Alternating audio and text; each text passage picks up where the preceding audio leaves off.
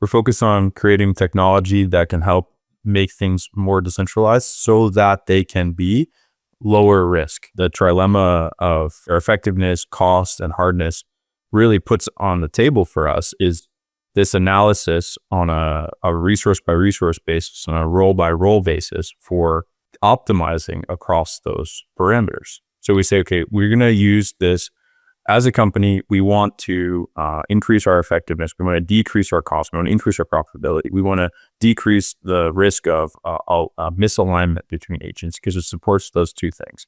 Now, our core philosophy around this trilemma is allowing us to do the analysis to say, okay, what are the trade-offs in each territory, and how can we make the most effective trade-offs? And then we're applying technologies to improve the trade-off space. So when we say, here's a composable set of smart contracts in Ethereum that anyone can use a front end to easily deploy and compose with their existing systems, what we're really saying is, here's a way to get increased hardness and lower risks at lower cost. Another example is if we take an AI agent and we put it in a role, we're significantly reducing the costs of executing on that role. The agent, based on its alignment, may present additional capture risk, but again, we can use the framework to analyze for a given set of resources, how can we make the best possible trade-offs here? And I think that is really the crux of the value that these systems can bring to organizations of all kinds. Hello, everybody, and welcome back to the Boundaryless Conversations podcast. On this podcast, we explore the future of business models, organizations, markets, and society in our rapidly changing world. I'm joined today by my usual co-host, Shruti Prakash. Hello, Shruti. Hello, everybody. Our guests for this episode are Nicholas Naraghi and Spencer Graham, co-founders of HATS protocol, which is an emerging standard for on-chain roles, permissions, and accountability in decentralized and programmable organizations. Together, they have pioneered new ways of structure DAOs and digital native organizations, but making roles programmable, modular, and resistant to capture. Nick and Spencer bring a wealth of experience from years of building DAOs, infrastructure, and governance tooling. And I think their work reflects a deep commitment to build new ways for organizations to move beyond fragile coordination towards more resilient, adaptive coordination systems. We're excited to have you here with us today. Hello, both of you. Hi, thank you so much for having us. Great to be here today. Very excited to have this conversation. As a starting point, since we are talking about a little bit of frontier topics, edge topics, it's good for you guys to give a little overview of what brought you to this topic, why HATS, and also give a little overview of the role of HATS in a larger ecosystem of programmable organizations, on-chain organizing. To how we arrived here is we were excited about this concept of DAOs many years ago, and we participated in DAOs ourselves, this idea of widely distributed ownership of shared resources and collective action. And time again, as we were innovating on these concepts, we ran into the same problem, which is that without clear roles and responsibilities and a way for a DAO to actually manage that collectively, without accountability for the people who are supposed to do work on behalf of the collective, there were a lot of coordination failures almost every time across the board. HATS was born as a solution to that problem. We got started on HATS 3.5 years ago, and then DAOs were still very nascent. DAOs have evolved a lot, and many have failed, but we've sort of composted many of the learnings into something that we think is going to be really valuable for the future of work, for the future of organizations, especially in an AI native world, and one where much of the world economy is operating on Ethereum rails. When we think about resources in traditional organizations, we are talking about, of course, money, but also brands, or maybe infrastructure, or other type of capabilities.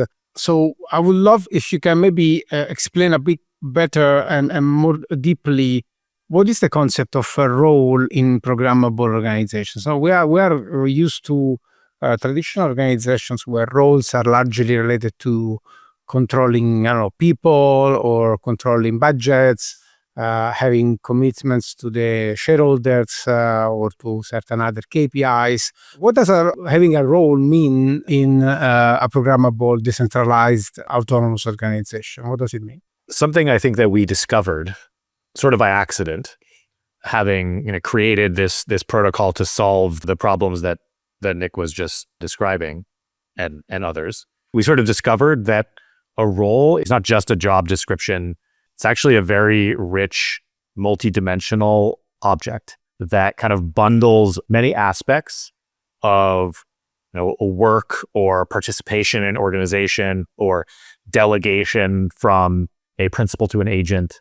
It kind of bundles many things together. When we think about a role that way, what we get out of that is the ability to more explicitly both understand all the aspects of what a role is or what somebody's doing in an organization or other related concepts, and we get the ability to intentionally adjust, change, design, manipulate, or program all of those different dimensions.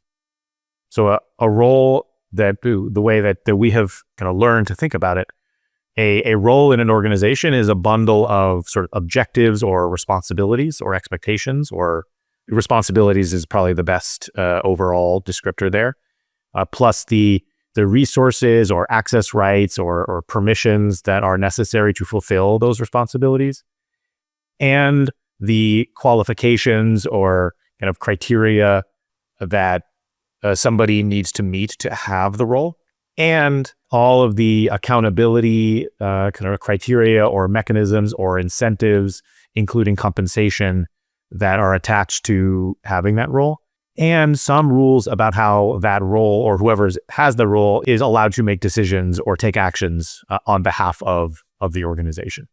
So those are very abstract concepts, but what we have sort of discovered is that they cover the whole design space of what a role is. And if we think about all of those dimensions, then we can be really, really intentional and specific about how we design organizational structure in this newer world of the ability to do that, using things like smart contracts, using newer AI tools. We can actually do that, and that's become very, very exciting to us. I can expand on that, how to contextualize it to an organization. And I think what we discovered is we're working on this HATS protocol. It's a protocol for creating roles within organizations.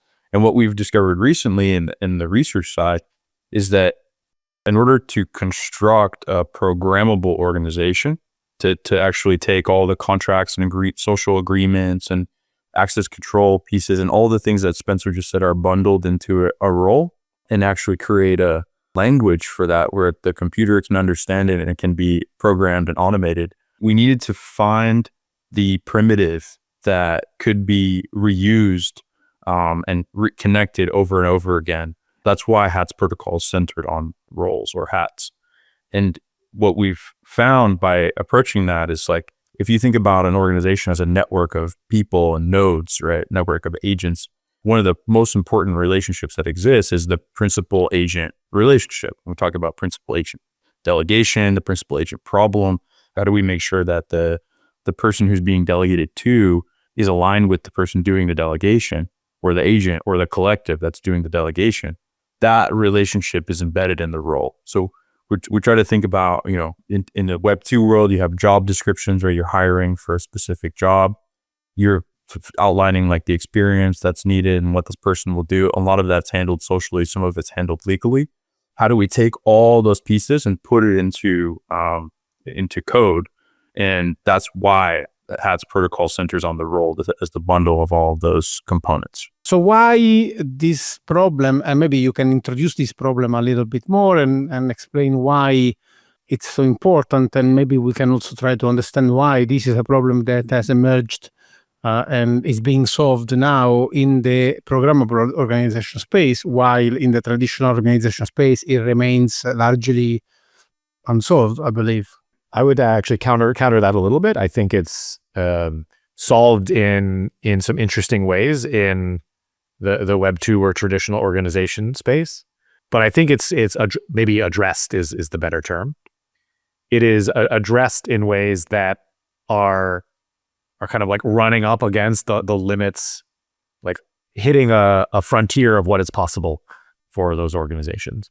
Maybe to back up a little bit, so the principal agent problem, just to kind of reintroduce it, is a problem of alignment between a principal who wants to do something, but recognizes that the best mix of the best ROI on doing that thing is not to do it themselves, but to delegate that thing, the responsibility to do that thing to somebody else, the agent. That might be because the thing requires a lot of expertise that they themselves don't have. That might be because doing that thing requires time that they don't have, all sorts of reasons. Or it might just be that an agent that they can delegate to can do it much more cheaply than they can. So they're sort of balancing the sort of effectiveness and cost, or return on investment, or cost and benefit. But there's also a third thing that they have to take into consideration, which is sort of the drift in the alignment, or the discrepancy in incentives or interests or values that the agent might have relative to them. And so that's where the problem comes in, right? If there was no drift or no difference, you sort of like made a copy of yourself and let that copy do the thing that you yourself didn't want to do, then we wouldn't really have a principal agent problem.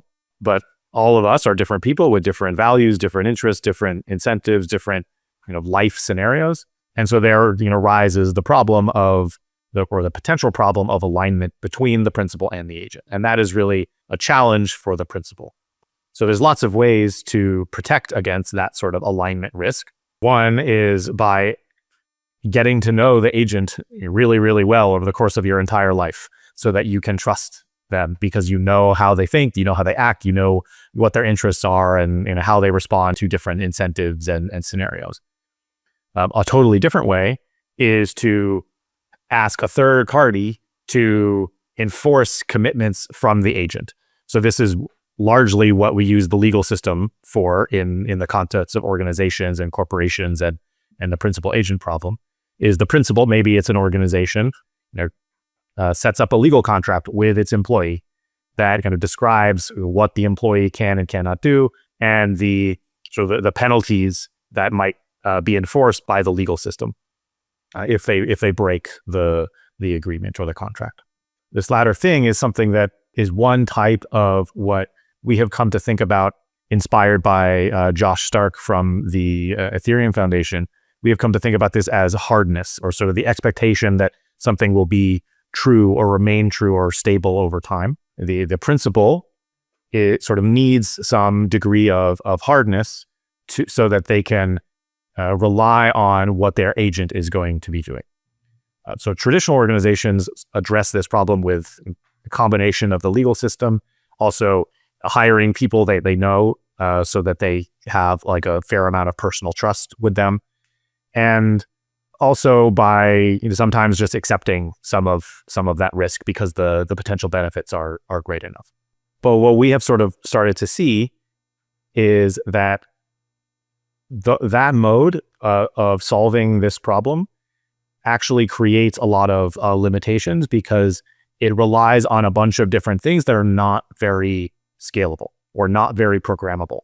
And if we were somehow able to break out of that mode and find a different way of solving that problem that was more programmable, then organizations could scale much faster or become much more cost efficient, and maybe even more better at what they're trying to do than their traditional counterparts. How do you build that trust, build that buy-in? How do you essentially grow it also to some form of a critical mass that therein enables this at an organizational scale? Are there any, let's say, similar models, like how, let's say, established legal systems are hiring people they know, etc., similar to what you mentioned? So how does that look in this. And why I also asked that is because one of our previous podcasts, we spoke about synthetic users when you do market research, and that is one way to get faster output and sort of speed and scale can be achieved. But in terms of just trust, it creates a deficit essentially. So I'm curious how in systems like this you can build trust, get also buy-in from an organization, especially if it's a traditional organization that's sort of transitioning into this kind of a model. Yeah, so remember here that we have this really hard design goal of taking all the primitives of forming an organization, creating a group of people that can work well together, and turning that into some sort of programmable substrate that we can use to express these organizations. That gets us the benefit of automation and reliability, hardness, like Spencer just said. But it actually getting to that point is very complicated because we have to translate all the concepts into code. So how do you actually solve the principal agent alignment? Like Spencer's saying, you can have social trust, or you can have some sort of enforcement. Typically we've done enforcement through, social agreements, legal system, a boss firing somebody or having a performance review, those types of things. We have this new unlock, which is that we can use code, just like we can use code to enforce loan percentage yield parameters and DeFi protocols, or savings rates and things like that. We can use the same type of primitive, smart contract code that's automatically enforcing and on Ethereum, which is reliable in terms of its execution. We can use that to now enforce agreements as the sort of primitive that exists in an organization. So you can think of an organization as a network of these types of relationships, network of agreements. How do you actually express an agreement in software? Hard problem. And that's what we're working on. And then that breaks down into these two. That gives you this dichotomy of like actual trust and then on-chain enforcement. So constraints, incentives, automatic payouts, automatic slashing under certain conditions.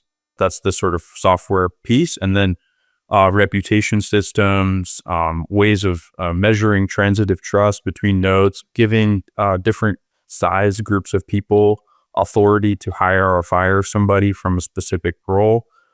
That's sort of how you handle the trust side. And the combination of those two things gets you the de-risking and reliability that's necessary in order to make these types of agreements. And according to the theory that we're developing around this optimization across effectiveness, cost, and hardness, you should actually be able to sort of measure each of those things depending on what is at stake, right? If I'm giving someone $50 million of the treasury assets to manage, what's at stake versus if I give someone $10,000 to give out in grants at hackathons. How much accountability we need, how much trust, how many constraints are necessary can change dynamically based on what resources are actually at risk. You also asked, I'm going to sort of take a slightly different angle here. You asked about like how can organizations build trust within themselves. And I think part of the irony of a lot of traditional organizations is that they like talk a lot about like, we all trust each other and like it's a big family and this sort of thing. Fundamentally they are sort of like relying on some degree of trust because the legal system is very expensive to like bring into play to actually address a lot of the potential alignment challenges. So what you have instead is these very toxic surveillance relationships between organizations and employees, where back in previous life when I was working in corporations, the idea that the IT department could see like every button or key I was pressing and I just like everything on my computer was being surveilled because they don't actually trust me. And so it creates this very counterproductive sort of relationship between the people in the organization. If you don't have to rely on that stuff, I have this hypothesis, which is backed up by some personal experience, that the actual relationships between the people in the organization can be much more healthy and much more fruitful and enjoyable and life affirming kind of thing. The way I got into this space originally was, or like just started working in this space, was I joined a cooperative of freelancers called Raid Guild. And I remember I didn't really know anybody in that organization, in that community, but because of the smart contract enforced rules that were set up for the community as a DAO, it created this incredibly safe space inside the boundaries of the community where we could take risks with each other. We could try things. And because we knew that we could always, each of us individually could always sort of like leave with the resources that we put into the collective, or that if anybody was sort of abusing that space, we as a collective could decide to kick them out. And that was all enforced by our own rules that we had encoded on in smart contracts. And I fell in love with that idea. And that's kind of what made me fall in love with DAOs and think about what organizations could be if we just found a different approach. And so all of the hardness and all of like the programmable rules and like the bundle of things that make up a role that we're talking about, I feel like sometimes it's easy when we talk about this stuff, it's easy for people to hear that and say, okay, so you're just like taking all the humanity out of organizations and you're kind of replacing the personal relationships with this sort of like computerized automation. And I think in part that's true, but I actually think those things are, not diametrically opposed. They're actually complementary. I think if we can, and I think this is happening more and more, if we can do this well and create real programmable organizations based on a primitive of a programmable role, we can actually improve the relationships in organizations between the people and that will be yet another way that organizations can improve over time. To some extent, the idea of contracts in traditional organizations and something that resembles the idea of programmability and finality in organizations has emerged already. More recently, for example, with Hire and their experience that have inspired widely and that we have codified into the methodology we bring to the organization, which I will, let's say, synthesize as organizations made of microenterprises, nodes that contract resources with each other, investments, and create contracts to align interests versus having bureaucratic management. Okay. So that's one thing that has emerged already in the corporate space. On the other hand, we also see research in organizational development that dates back to the work of Emery, for example, in sociotechnical systems, which explains how clarity of rules and somehow contracts are essential to avoid dynamics where if somebody can step in and rewire the whole agreements, basically you produce somehow a laissez-faire situation in the organization where nobody cares really about what gets done, because if you can step in and cancel the agreements, that's not really something I can trust, right? So the problem has emerged already in traditional organizations, right? To some extent, I also see another thing that I wanted to kind of bring up is that you have two problems here. One is the problem of generally reducing the principal agent and the entity of the problem by essentially shortening the chains of command, distributing the ownership and the skin in the game. So when you have an organization which is made of microenterprises, then you basically run your own P&L and you are, of course there are some mechanisms for alignment, but you are pretty much on your own. So you reduce a lot of the information asymmetries, you reduce a lot the existing incentives for tricking the system, because essentially at the end of the day, the incentive of yourself are aligned with the incentive of the system. So there is no real interest in behaving in a way, the will of the principal, if you are an agent, because there is quite a lot of alignment. So one thing is reducing these tensions in the organization by design. Okay, so designing decentralized organization. Maybe they don't really have contracts, but maybe they are just agreements. But at the same time, you can design organizations where there is a lot of autonomy and skin in the game. On the other hand, of course, there is a question of how you do it, more from a technical standpoint, that I believe is where the world of DAOs have been pioneering. So Paradoxically, I would say that the world of programmable organizations and DAOs have been pioneering a lot in the how, how we do it with programmable contracts, organization as code. On the other hand, corporates have been dealing with this problem quite a lot. So they have been creative in creating organizational models that decentralize decision making, but have lacked a technological implementation. So to what extent we can separate these two problems, the technical implementation, so the questions of finality, smart contracting, embedding money into agreements, which is what we have on the blockchain, from the theoretical problem of principal agent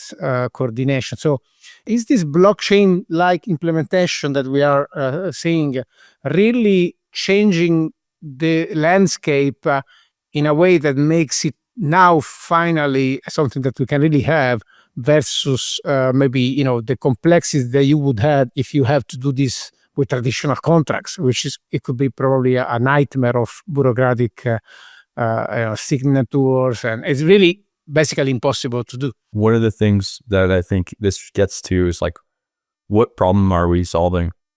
What value are we actually driving? And it gets a little bit to bottoms up versus top down organizational form. So you said the word something that's already emerging, right? That's a bottoms up thing. I think in the Ethereum space and people who've been experimenting with DAOs, there was a lot of bottoms up experimentation from here's some primitives, here's some new things. Let's try experiments and see what happens.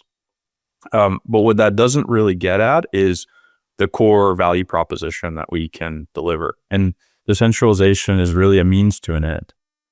So we're not focused on decentralizing for decentralization's sake. We're focused on creating technology that can help make things more decentralized so that they can be lower risk. We get a higher hardness in the system, more predictability, less risk of assets being stolen, less risk of misalignment causing unnecessary costs.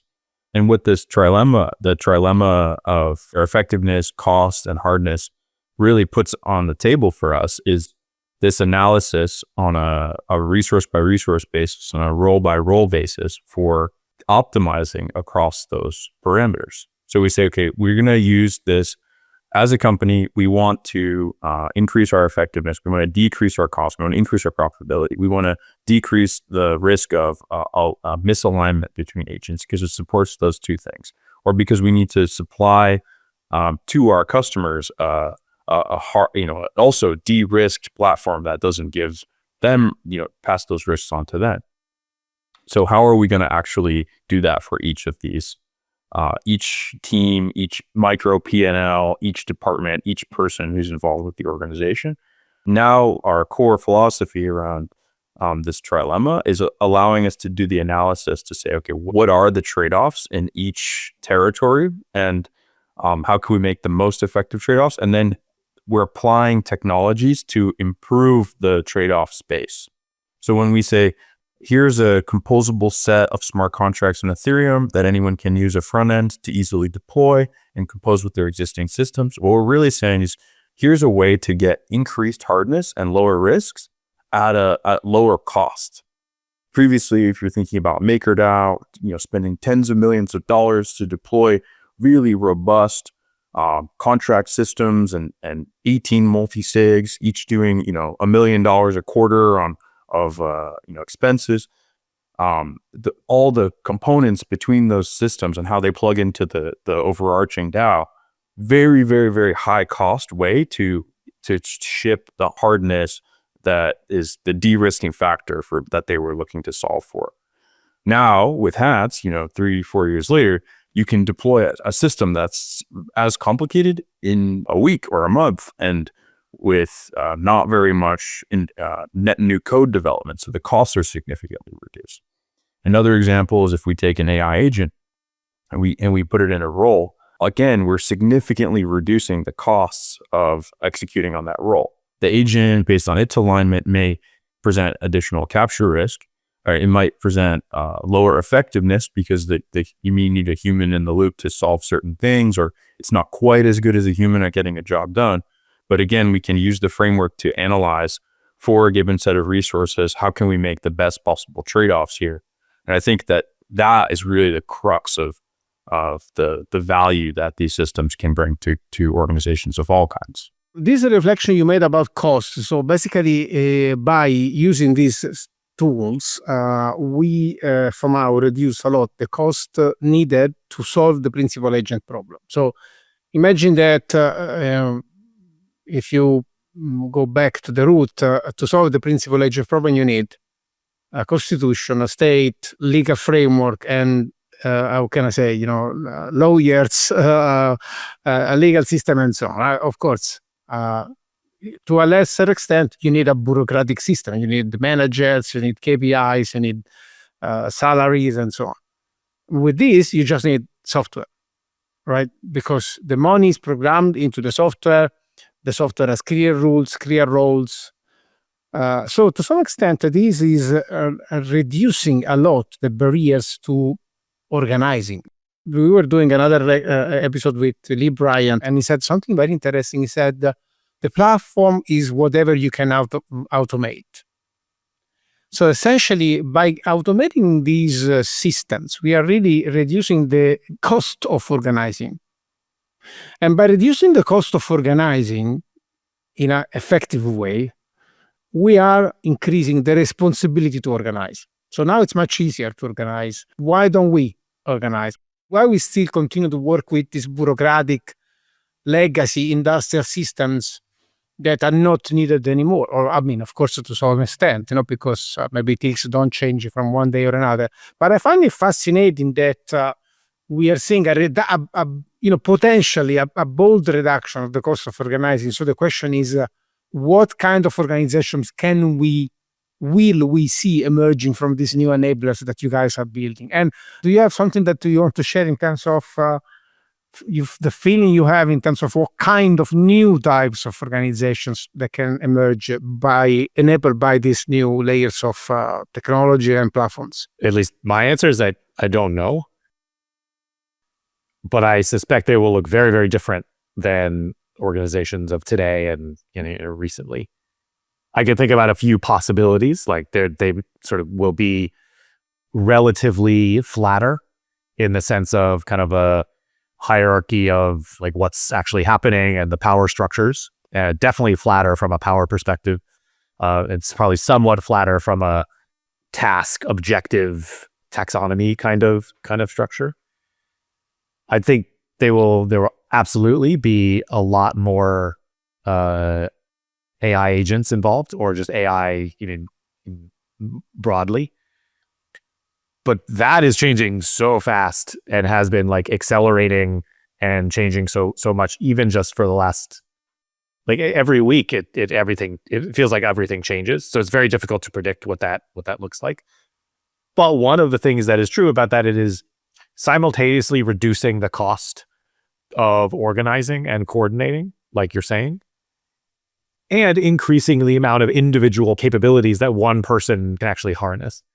So the sort of, from the like size of the organizations that may exist, there's sort of two competing forces. To me, it becomes very challenging to predict like how the balance of those forces is going to play out. One thing though that is obvious is there's lots of people sort of on their soapbox prognosticating that everybody's just going to be their own company and nobody's going to be working together because individuals can just sort of do everything themselves, or like with an army of AI agents. And to me, that just seems categorically not the way it's going to go, because always it's going to be the case that people need to work together to do things, to pool their resources, to solve problems that are not achievable even just based on having a single perspective of an individual person. So we're always going to have coordination. We're always going to have collaboration. We're always going to have organizations. The shape and things that those organizations are going to do, I don't know. It's simultaneously very exciting because we could get a lot of new stuff. And I think the work that we are doing is to try to nudge this like period of change in a direction that we think is beneficial to humanity and society and organizations. But it's also a little bit scary because we really don't know. There's a lot of different ways that this could go. There are sort of three market forces at play. One is that AI is going to automate most work. I think there's pretty broad consensus that like 50+% of work in the next few years is going to get automated. In 10 years, maybe 90%. Second market dynamic is that we're seeing the entire world adopt Ethereum rails for the new economy, moving away from banking traditionally, moving away from Swift. Everything is stable coins right now, but that's going to turn into the tokenization of everything. Right? RWAs are getting solved, on-chain equities. The programmable money is pretty much here. The third one is that the nature of the firm says people form organizations when they can make more money together than they can as individuals, right? So that's getting to Spencer's point. It's like, yeah, sure, everyone can do a lot more with agents, but you can do even more when you get to create a group together. I think the future looks like widely distributed ownership, so tokenization of everything, widely distributing the ownership of those things. So everything that I'm participating in, everything that I'm creating value for, there's algorithms that measure the value that I create and they reward me with ownership of those things. So now I have ownership of Apple from using Apple, computer, and I have ownership of Riverside for, participating in a Riverside podcast. And that goes to like all the tools that I use. And then of course, like, how do you actually make decisions as a collective when that is the case? Then you have the AI agents that's participating on my behalf. But to sort of get specific with that, I think like what we could see as a sort of interim point is if you go to a cafe and you have a rewards program where you buy 9 coffees and you get the 10th one free, that's sort of this value creation thing. So now what if you go to the coffee shop and you actually get a little bit of equity in the coffee shop, you get a little bit of ownership in the form of a token because you went there, and that's something that's constantly happening. And then you have a feed of all the organizations where you're expressing your opinion democratically actually matters. So you're participating in this sort of algorithmic governance of all the things that are around you in the world. And I think that's something in the next 5 to 10 years that the AI automation costs sort of decrease in to make that more accessible. The quality of the AI agents that can represent us in these organizations increases. So more of the decisions can be automated. And then obviously like as everything is tokenized and people want to spread those tokens around to create more value and align more incentives. I think that's a very, very interesting world to sort of solve for, that's uniquely enabled by these significantly decreased costs and coordination. All right. So if Nick is going to make concrete predictions, I guess I sort of am shamed into doing so myself. Let's go. Maybe this is a little general still, but I think everybody is sort of recognizing and experiencing the kind of degradation of like nation state governance across like around the world. I think one of the things prediction from me is that the scope of nation state governance is going to potentially shrink considerably. The things that nation states no longer will be governing will be governed by autonomous, decentralized organizations. And we're already seeing this in some ways in like the big giant technology companies are almost like mini nation states on their own. Like they set rules for these huge economies that are based on their platforms, or they are like creating new intelligences inside of themselves. And nation states are really like, they like try to impose their will on those companies, but those companies are bigger than any nation state in some important sense. And so they can't be like controlled by any given nation state.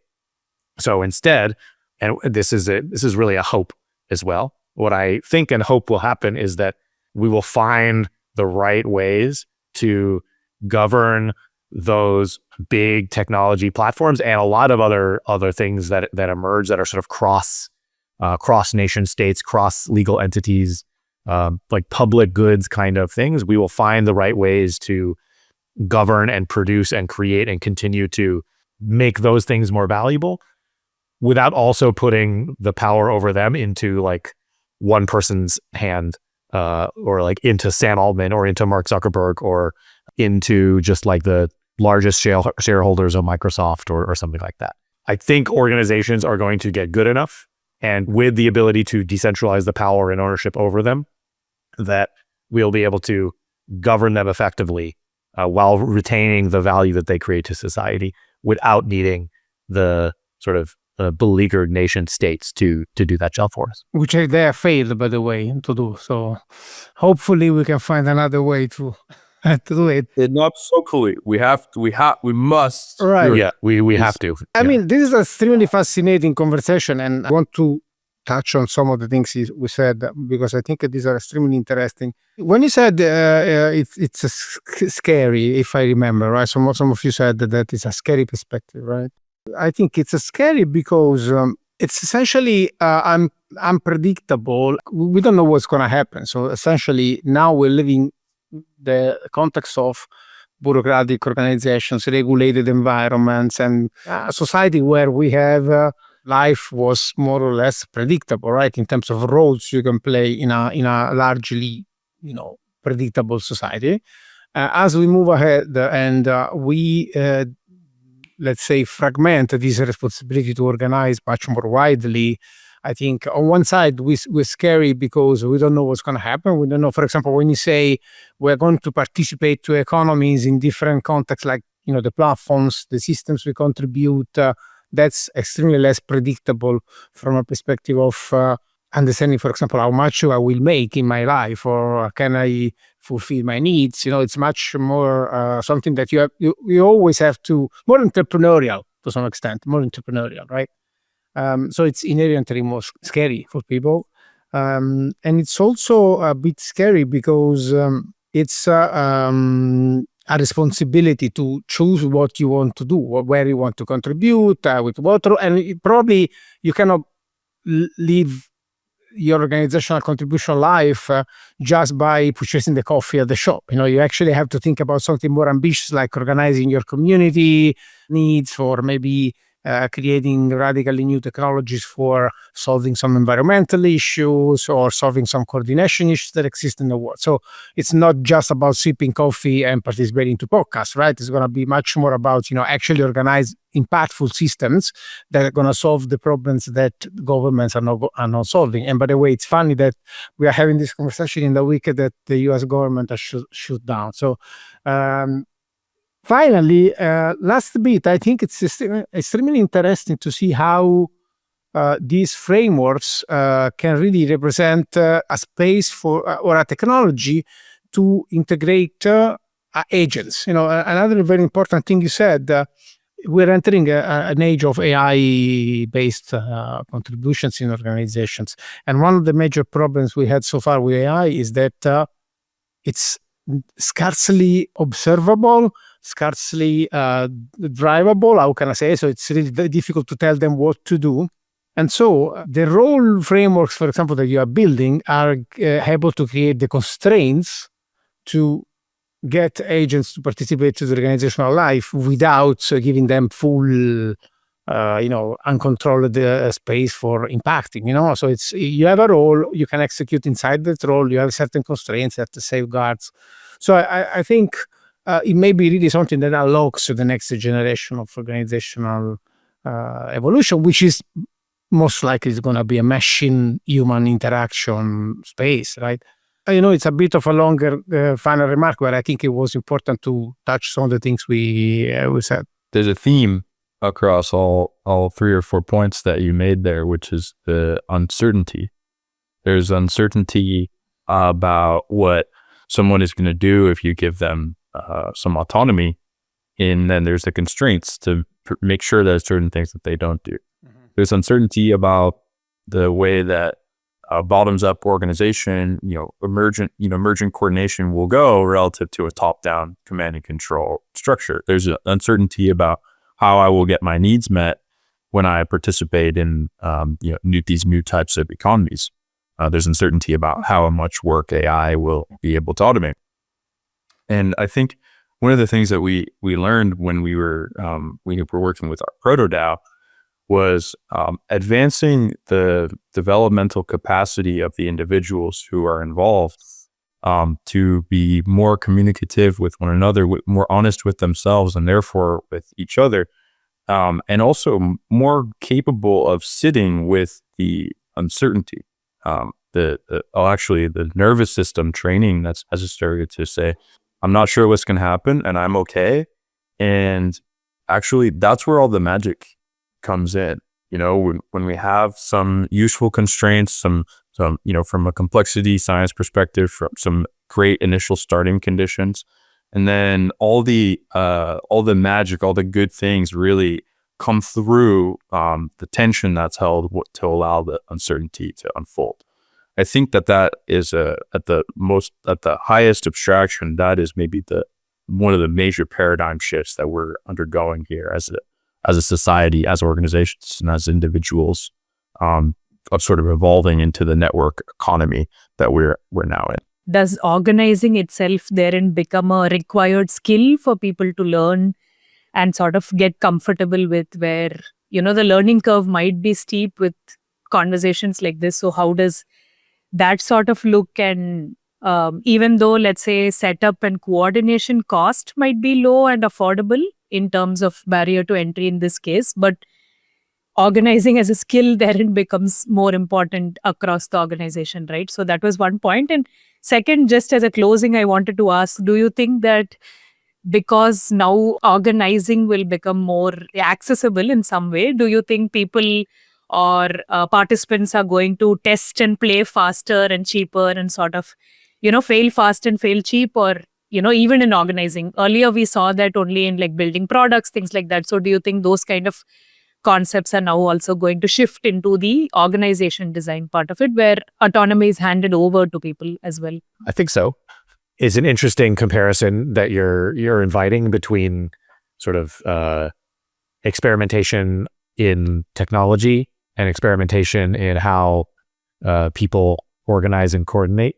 I suspect that there's some overlap between the two, but there's enough differences where maybe we won't get the same kind of like explosion at the same magnitude of experimentation in organizing, just because there's humans involved, and that comes with there's some gravity there. It's a coordination challenge, but reducing the coordination cost, I think, will definitely increase the amount of types and ways to organize. And therefore, I think there will be more experimentation, especially if we are able, we sort of collectively, this space generally is able to create a lot of reusable templates and sort of primitives that people can piece together as Lego blocks and sort of play in that sense and sort of find out what works. When you speak about developing these languages that allow then the possibility to share templates, to share approaches to organizing, I think this is another very powerful force that we are going to see in the organizing world in terms of rapidly getting people to converge and to be able to organize much more beyond borders and much more horizontally across the world. And also we see people starting to speak the same language will be useful also to reduce the barriers to multi-organizational agreements. So I'm really looking forward to see how this plays out, because it's going to be very important to solve the incredibly challenging problems we have. So I think that's another very important point to underline. Towards the end of our podcast, we have a section called as the Breadcrumbs, where we request our guests to maybe share books, podcasts, any inspirations that they take, your learning journey, maybe how do you keep yourself sort of engaged, that our listeners can also, look into. I think there are 3 things that maybe are a representative set for me. So maybe going in reverse chronological order of publication. I mentioned Josh Stark and where we got we're inspired about hardness. That comes from the article that he wrote called Atoms, Institutions, and Blockchains, which introduces this concept. It's super phenomenal article that really cleanly describes the sort of the why and the how of some of this stuff. The other one, and I realize I might be stealing from Nick here, but I'm going first, so he'll have to come up with something new, is Meditations on Moloch from Slate Star Codex.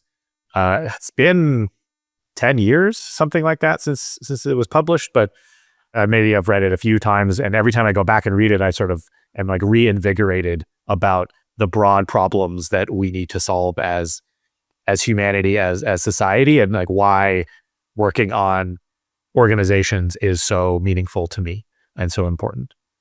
And then the third one is a little bit older, is a book by Richard Dawkins called The Selfish Gene. And I think some people may have heard of it, but that book almost like explores the world from the perspective of like the most atomic unit of life, which is one way to think about that is the like one gene inside of our DNA or other animals' DNA. And his perspective on, or like ability to think about like the smallest possible unit and how it relates to all the other units and the world around it. And from those relationships emerges this incredibly beautiful and challenging and scary and fascinating the structure in the world, was very inspirational and kind of educational to me in terms of how I think about the world and how to sort of understand what's happening around us. And so there's a very strong through line from that type of thinking to thinking about organizations as collections of atomic units that are roles. So I found a lot of inspiration from The Selfish Gene. Yeah, +1 on Meditations on Moloch, of course. In order to work on this problem, you need to fundamentally understand the downward spiral that capitalism causes. And while it creates many good things, it has one bad thing that it keeps doing repeatedly, and Meditations on Moloch illustrates that really beautifully. It's given us a lot of clarity on how to think about the problem so that we can solve it. Go back and read the original DAO white paper, Vitalik's blog post about DAOs, DAs, and DACs, which is just, you can just get this like pure sort of unadulterated version of some of the concepts. Ethereum's Dark Forest article from Dan and Georgios at Paradigm explains also the nature of like Ethereum as a purely adversarial place, and like what is the code encoded constraints only version of the game theory look like. And then also Ethereum is game-changing technology, literally, by Virgil Griffith. Talks about how when you're building up from the dark forest and you want to use smart contracts to actually change game theory, how beneficial that is when you can literally encode different incentives and disincentives into the game theory to change the game. And I think those sort of give you the building blocks to what, how do you use smart contracts on Ethereum to start to build agreements so that we can create a new form of organization. And then you can sort of contextualize all the things we talked about in the protocol and the trilemma optimizations based on that. Guys, thank you a lot. I think it was a very interesting conversation. I have a bunch of notes that I want to go back to. I feel like this is great material for further writing and research. And looking forward to what's happening with HATS. Looking forward to your next steps. I hope you also enjoyed the conversation. Absolutely. Thank you so much. Thank you for having us. This was super fun. Very exciting. And thank you, Shruti, of course, for your always great questions. Thank you, Nicholas. Thank you, Spencer. Thanks, Abon. And for our listeners, of course, like always, you can head to boundless.io/resources/podcast, where you can find the episode in the homepage, or where, of course, you will find all the links to the resources that our guests for today have mentioned in the conversation. And of course, until we speak again, remember to think boundaryless.